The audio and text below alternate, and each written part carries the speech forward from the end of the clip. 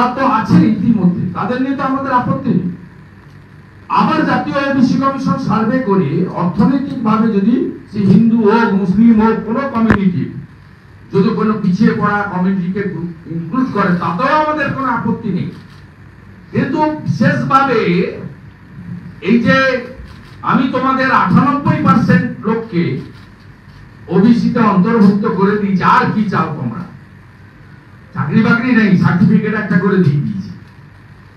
এই যে উনার দম্ভের সঙ্গে বিধানসভার ভিতরে বাইরে রাস্তায় নির্বাচনী প্রচারে হাই অ্যাপিজমেন্ট পলিটিক্স করে একটা পার্টিকুলার কমিউনিটিকে ভুল বুঝিয়ে তাদের শিক্ষা, স্বাস্থ্য, কর্মসংস্থান না দিয়ে শুধুমাত্র ধর্মীয় মেরুকরণের ভিত্তিতে সাম্প্রদায়িক রাজনীতি করে তুষ্টিকরণ করছেন, এটা তার সবচেয়ে বড় প্রমাণ। এবং যে হিন্দু জনগোষ্ঠীগুলি এত সংগ্রাম লড়াইয়ের পরে মন্ডল কমিশনের মাধ্যমে ওবিসি মর্যাদা পেয়েছেন, তাদের অধিকার কিভাবে এই মমতা বন্দ্যোপাধ্যায় ছিনিয়ে নিচ্ছেন, এই কমিউনিটিগুলির লোকেরা যারা এখনো তৃণমূলকে ভোট দেয় বা তৃণমূলের নেতারা যারা ওবিসি হিন্দু কমিউনিটির আছে, তাদের কাছে আমি শুধু প্রশ্ন করতে চাই যে আপনারা বঞ্চিত হচ্ছেন যাদের দ্বারা, তাদের সাথে কেন কাঁধে কাঁধ মিলিয়ে আপনাদের নিজেদের সর্বনাশটাকে আরো সুদূর প্রসারিত করছেন। আমি এর প্রমাণ স্বরূপ যেমন হোয়াটসঅ্যাপ গ্রুপের প্রিন্ট আউট দিলাম, ফর্ম দিলাম, ফর্মের কপি আমাদের মিডিয়া সেল আপনাদেরকে দিয়ে দেবে, প্রোভাইড করে দেবে। সাথে সাথে এই ভিডিও ক্লিপিংটা আপনারা দেখুন।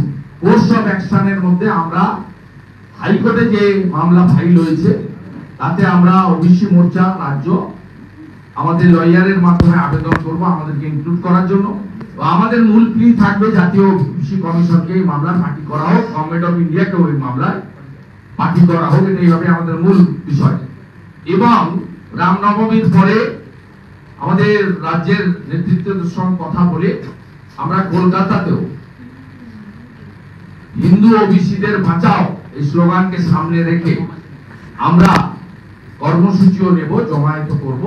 তার রূপরেখা আমাদের রাজ্যের ওবিসি মোর্চার সভাপতি, পার্টির রাজ্য সভাপতি এবং সাধারণ সম্পাদক সংগঠন সহ যারা ওবিসি মোর্চার চার্জে আছেন কথা বলে সুনির্দিষ্ট পরিকল্পনা করে আপনাদের পরবর্তীকালে জানাবে। রামনবমীর পরে আমরা এই কর্মসূচি নেব।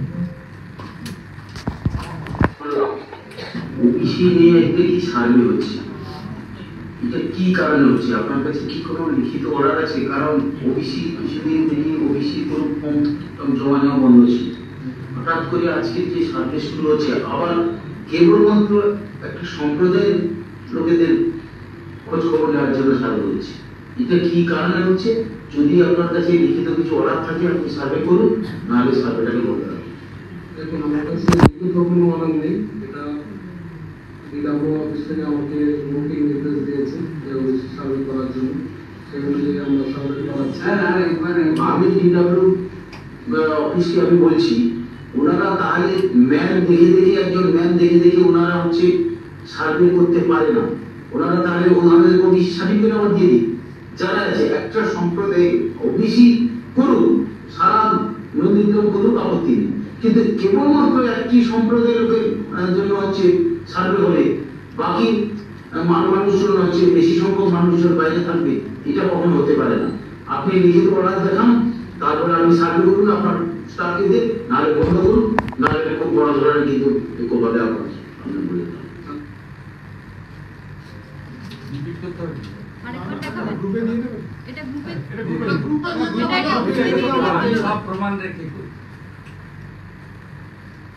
সার্ভেটা কি সম্পূর্ণ তাহলে বেআইনি? Video also part of the administration.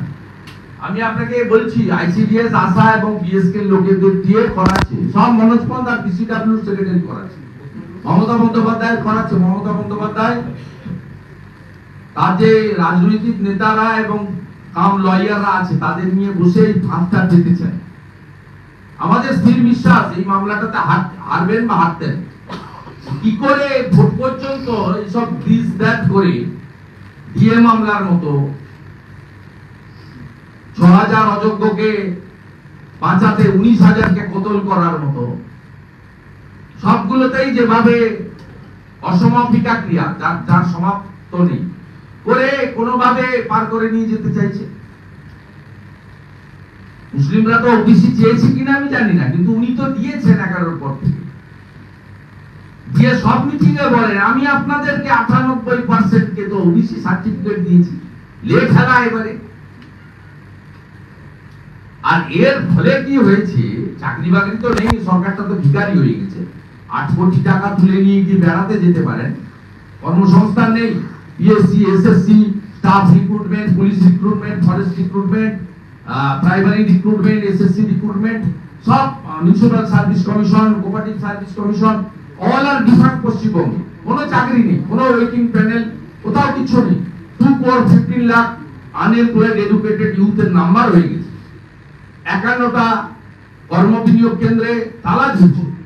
এবং এই ওবিসি জটের ফলে যে কটা প্যানেল আন্ডার প্রসেস ছিল সব বন্ধ হয়ে গেছে। এবং সবচেয়ে বড় কথা হচ্ছে, আপনি স্কুল, কলেজ, ইউনিভার্সিটিতে যে কোটা, ওবিসি কোটাতে 17% অ্যাডমিশন বন্ধ হয়ে গেছে। ভয়াবহ অবস্থা। তার এফেক্ট সর্বত্র পড়েছে, আপনার এডুকেশনে পড়েছে, রিক্রুটমেন্টে পড়েছে, প্রমোশনের ক্ষেত্রে পড়েছে। সব ক্ষেত্রে তো রোস্টার মেইনটেইন করতে হবে। 100 পয়েন্ট রোস্টার যে আছে তাতে এসসি, এসটি, ওবিসি সব করতে হয়। ইডব্লিউএস কে গোটা ভারতবর্ষে মোদিজি দিয়েছেন 10% ইকোনমিক্যালি উইকার সেকশন আপার কাস্টে। পশ্চিমবঙ্গে বিধানসভায় পাস করতে বাধ্য হয়েছে, কিন্তু আপনি দেন। এখানে যারা ইডব্লিউএস এর যে সুযোগ 10% এর সুযোগ গোটা ভারত পাচ্ছে, পশ্চিমবঙ্গে পাচ্ছে না, বাদ দেন সেটা। কিন্তু সংবিধান প্রদত্ত যাদের সুযোগ যা দেওয়া হয়েছে সেই সুযোগও কেড়ে নিচ্ছেন। এর ফলে আগামী 2026 ওনার যে বিসর্জন হতে চলেছে, ভোটের বিসর্জন, সেই বিসর্জনের আগে আর কোনো চাকরি হবে না, কোনো প্রমোশন হবে না, কোথাও ওবিসি রিজার্ভেশনে অ্যাডমিশন হবে না। ভোট ব্যাংকের রাজনীতি, হাই অ্যাচিভমেন্ট এবং লুকিয়ে লুকিয়ে সার্ভে। 18 দিন বলছে যে আমাকে মহামান্য হুজুর 3 মাস সময় দিন, আমি সার্ভে করে আপনাকে একটা রিপোর্ট, একটা প্রপোজাল দেব। সেই জন্য মহামান্য সুপ্রিম কোর্ট তার উদারতা দেখিয়ে জুলাই মাসে ডেট ফিক্স করেছে। Completely April